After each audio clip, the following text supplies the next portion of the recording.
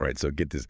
We're diving deep today into Brandwatch's State of Social Report 2024. Oh, yeah. I saw you shared that with me the other day. Yeah, and it is absolutely packed with data benchmarks and real-world examples. Cool. Yeah, so we're going to help you sift through it all That's good. and extract the juiciest bits, those actionable insights to amp up your social media game Awesome. for 2025. Love it. And one thing that really jumped out at me right away Okay. is how differently people react to different industries online. Oh, interesting. Like, we're talking about the emotional landscape here. Yeah, okay. Like, who knew that tech brands were attracting the most anger online? It's so fascinating, isn't it? It is? Yeah, the report breaks down which emotions consumers express in brand-related discussions, and it turns out tech brands get hit with a lot of anger. Interesting. And think about what this means for you as a marketer. Okay. It's not enough to just put your product out there. You have to really understand the emotional undercurrents in your industry and how to navigate them. Okay, that's a great point. Right. So if I'm a tech brand, what am I supposed to do with all this anger? Well, first you need to dig deeper. Okay. Like, why are people angry? Is it customer service issues, product glitches? Once you understand the root of the problem, you can address it head on. Right. Maybe you need to revamp your customer support process or improve your product documentation. Social listening tools can be incredibly helpful here. They allow you to track not just what people are saying, but how they're feeling about your brand. So it's not just about monitoring mentions, it's about understanding the sentiment behind them. Exactly. Sentiment analysis is like taking the temperature of your audience. You need to know if you're running hot with anger or comfortably in the green zone of positivity. That's a great analogy. Right. Okay, so we've got tech brands over here in the anger zone. Yeah. Who's hanging out on the happy side of things? Well, the report says entertainment brands spark the most joy. Makes sense, right? It does. People are looking to be entertained, to escape, to have fun. But here's where it gets really interesting: food. And CPG brands have the most negativity. Really? More than tech? It is. And it goes to show that even industries we associate with positive things like food and entertainment can have their share of negative sentiment. Huh. Yeah, for marketers in these spaces, it's crucial to be proactive. Yeah. Like, what are the common complaints? Are there issues with packaging ingredients or availability? Social listening can help you identify these pain points so you can address them before they escalate. So for food and CPG brands, it's all about staying on top of potential issues and turning that negativity around. Absolutely. And, the report also highlights some interesting differences in how generations talk about various industries online. Oh, interesting. Yeah, for instance, baby boomers are surprisingly vocal about energy brands. Wait, really? I would have thought that would be more of a millennial or Gen Z thing. You'd think so, right? Yeah. But the report shows that boomers are actively discussing things like gas prices, energy bills, and renewable energy sources. So if you're an energy brand, don't assume you're only talking to younger generations. Tailor your messaging to resonate with different age groups. Okay. That's a good reminder to not make assumptions about our audience. For sure. So we've talked about the emotional side of things, but what about the actual content of these conversations? Yeah. Like, who's driving the narrative around brands online? That's a great question, and the report has a pretty shocking answer. Okay. It turns out brand-owned accounts initiate just over 1% of the conversation about them. Wait, 1%? That's tiny. It is. It means consumers are largely driving the conversation, not brands. They're talking about their experiences, sharing their opinions, and influencing each other. So if brands are only initiating 1% of the conversation, how can they make the most of that tiny sliver? It's about being strategic. Instead of just broadcasting your message, you Yeah. need to engage in conversations that are already happening. Think of it like joining a party. Okay. You wouldn't just barge in and start talking about yourself. Right. You'd listen, find common ground, and add value to the conversation. So it's not about dominating the conversation. It's about participating in a way that feels authentic and engaging. Exactly. And one of the best ways to do that is to use social listening to understand what people are saying about your brand, your industry, and your competitors. Okay. This can give you valuable insights into what your audience cares about, what their pain points are, and what kind of content they find valuable. So social listening is like having a secret window into the minds of our audience. It really is. And it can help you identify opportunities to join conversations, answer questions, address concerns, and even turn negative comments into positive interactions. Okay, give me an example. How can I actually turn a negative comment into something positive? The report gives a great example from Nintendo. Let's say someone posts something like, "Don't be a parent, just give the kid a video game console." Yeah. Instead of ignoring or deleting the comment, Nintendo could jump in and highlight features like parental controls, Yeah. showing they're listening and addressing concerns proactively. Yeah. It turns a potentially negative interaction into a chance to showcase a valuable feature and build trust with their audience. That's brilliant. Yeah. So instead of shying away from negativity, we can actually use it to our advantage. Absolutely. And that's just one example. Social listening can also help you gather feedback for product development, identify emerging trends, and even find potential brand ambassadors or influencers. Wow. It's an incredibly powerful tool for any marketer who wants to stay ahead of the curve. It sounds like it. Yeah, Okay, so we've covered a lot of ground here. we have. But there's so much more to unpack in this report. Yeah, there is. So stay tuned, because in our next segment, we're going to dive into specific industry spotlights and see how brands like Tesla, Porsche, Sephora Dunkin', and more are using these insights to crush their social media goals. All right, I can't wait. So are you ready to shift gears a little bit Yeah, let's do it. and explore what this report tells us about specific industries? I'm especially curious about what they have to say about the automotive industry, because it just seems like it's in a constant state of disruption these days. It definitely is. And the report shows that conversations about electric vehicles, or EVs, are still a major driving force. Yeah, it makes sense. But here's the thing, it's not just about the tech itself. Right. It's about the experience of owning an EV. So what kind of experiences are people sharing? Well, on the positive side, they're talking about the convenience of charging stations, What? especially those located near restaurants or shopping centers. Makes sense. They also love the feeling of reducing their carbon footprint. Sure. But there are some bumps in the road, too. I bet range anxiety is a big one. It is, and the report also highlights frustrations with the high cost of EVs, the difficulty of finding working charging stations, Yeah. and even things like app updates that remove useful features. Oh, really? Yeah. For example, some car brands removed the ability to check the EV charge percentage in their apps, Huh? and users were not happy about it. That's a great example of how even a small change can have a big impact on the user experience. Exactly, and that's why it's so crucial for auto marketers to think about the entire customer journey. Right.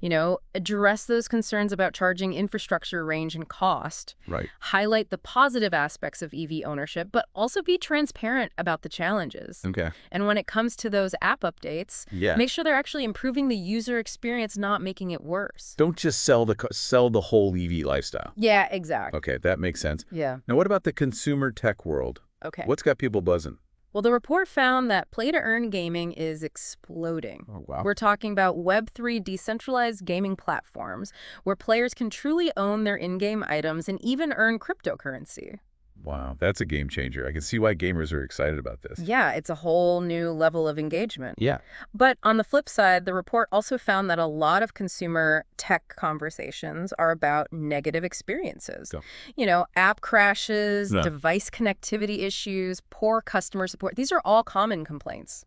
So even in the tech world, user experience is king. Absolutely. Whether it's the product itself or the accompanying manuals, user-friendliness is key. Yeah. People are looking for gadgets that simplify their lives, not complicate them. Right. And speaking of simplicity, the report highlights a trend toward affordable and functional gadgets that enhance everyday life. Okay. Think kitchen gadgets, smart home devices, even things like a specially designed cup holder for French fries in the car. Okay, that last one I need. Right. So what's the big takeaway for consumer tech brands? Focus on delivering a seamless, positive user experience. Listen to customer feedback and address their pain points. Got it. And when it comes to developing new products, think about how you can genuinely improve people's daily lives, even in small but meaningful ways. Solid advice. Now let's talk about the CPG industry. All right. What are consumers saying about their favorite packaged goods? Unsurprisingly, higher grocery bills are a major topic of conversation. Yeah. People are feeling the pinch, and it's impacting their purchasing decisions and overall sentiment towards brands. Inflation is a real buzzkill. It is. So for CPG brands, it's more important than ever to demonstrate value and build trust. Okay. Highlight promotions, offer loyalty programs, and make sure your messaging emphasizes affordability and value for money. It's about showing empathy and understanding for what consumers are going through. Exactly.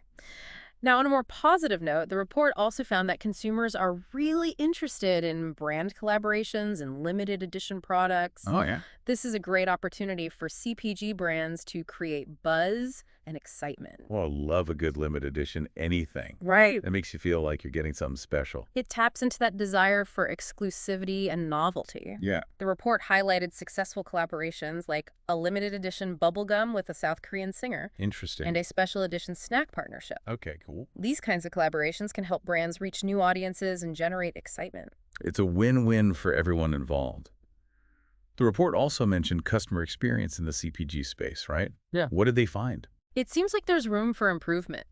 Consumers are mentioning issues like out-of-stock items, expired products on shelves, and difficulty finding substitutes. The in-store experience isn't always meeting expectations. So what's the takeaway for CPG brands? Pay attention to what's happening on the shelves. Okay. Work closely with retailers to ensure products are stocked fresh and well presented. Right. And leverage social media to monitor customer feedback about their in-store experiences. Okay. This can help you identify recurring issues that need to be addressed. Great advice. Now let's energize this conversation and talk about the energy sector. Love it. The report found that, unsurprisingly, gas prices are a major topic of discussion. Of course. People are noticing significant price discrepancies between stations and sharing tips on how to save money. Makes sense. Yeah. Everyone's looking for ways to save at the pump. Exactly. And the report found that people are increasingly interested in cost-saving apps and rewards programs. So a smart move for energy brands Yeah. would be to highlight those cost-saving options Yeah. and make it easy for customers to take advantage of them. Precisely. Show that you understand their concerns and are offering solutions. Now, the report also found that rising electricity costs are a major pain point for consumers. Yeah, not surprising. And this is generating a lot of negative sentiment online. Energy bills are a big expense for most households. They are, and the report found that people are sharing their anxieties about high bills, potential power cuts, Oh, wow. and even their hesitation to use heating or cooling systems due to cost concerns. So what can energy brands do to address this negativity? Transparency and communication are key. Oh. Keep customers informed about rate changes and offer tips on how to conserve energy and manage costs. Right. And maybe highlight investments in renewable energy sources to show that you're working towards a more sustainable and affordable future. It's about balancing those short-term concerns with a long-term vision. Yeah. Okay, makes sense. Now let's move on to a more lighthearted industry entertainment. Okay. What's entertaining people online? Well, first off, the report found that K-pop is absolutely dominating the conversation. Yeah. Groups like BTS are breaking records left and right, and their fans are incredibly active on social media. I've definitely noticed that K-pop has a massive and passionate fan base. They do, and for entertainment brands, this highlights the power of fandom. Right. If you can tap into that kind of passionate fan base, you've struck gold. Speaking of striking gold, the report also mentions streaming TV content. Yes. What are people saying about their favorite shows and movies? Well, there's a mix of good and bad. Yeah. On the positive side, people are enjoying the diverse content offerings and the convenience of streaming platforms. Yeah. But on the flip side, they're also voicing their frustrations with things like app glitches, unexpected charges, and mandatory ads, even for paying subscribers. Ugh, I hate when that happens. No, it's the worst. It feels like a betrayal of trust. I agree, and the report suggests that these kinds of negative experiences are leading to a decline in satisfaction and even subscription cancellations. So what's the lesson for entertainment brands? Don't take your subscribers for granted. Okay. Focus on delivering a smooth, enjoyable streaming experience. Right. Address technical issues promptly and be transparent about any changes to pricing or features. It's about respecting your audience and their hard-earned dollars. Exactly. Mm. Now let's move on to a sector that often gets a bad rap: financial services. Let's talk money. What are consumers saying about their financial experiences? Well, the report found that a lot of the conversation is centered around personal experiences with financial services, Okay. both good and bad.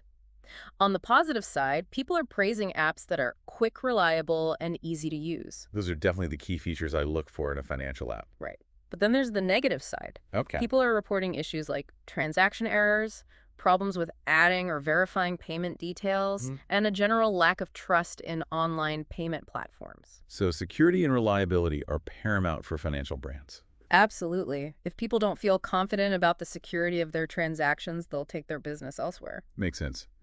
The report also mentions something about financial pressure. What's the story there? Well, it seems like a lot of consumers are feeling financially squeezed. Okay. They're discussing issues like rising costs, stagnant wages, and difficulties making ends meet. This is leading to an increased interest in saving money, budgeting, and achieving financial freedom. So financial brands have an opportunity to provide guidance and support in these challenging times. Absolutely. Share tips on budgeting, saving, and investing. Offer educational resources that empower consumers to make informed financial decisions. Great advice. Now, what about the food industry? Okay. What's whetting people's appetites online? Well, the report found that personal recommendations are a huge driver of conversations about food. Makes sense. People are sharing their favorite restaurants, praising delicious dishes, and highlighting exceptional service. Word of mouth is powerful, especially when it comes to food. It is, and this underscores the importance of creating memorable dining experiences that people will want to talk about.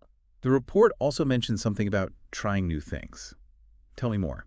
It seems like consumers are adventurous eaters. Yeah. They're excited about exploring new restaurants, trying different cuisines, and sharing their culinary discoveries online. Yeah. This trend towards tasting new things presents a fantastic opportunity for food brands and restaurants. It's all about offering something unique and exciting, right? Exactly. Think creative dishes, limited time offerings, or even collaborations with other brands. Tap into that desire for novelty and adventure. I'm getting hungry just thinking about it. Me too. The report also touched on the topic of weight loss and management. What did they find?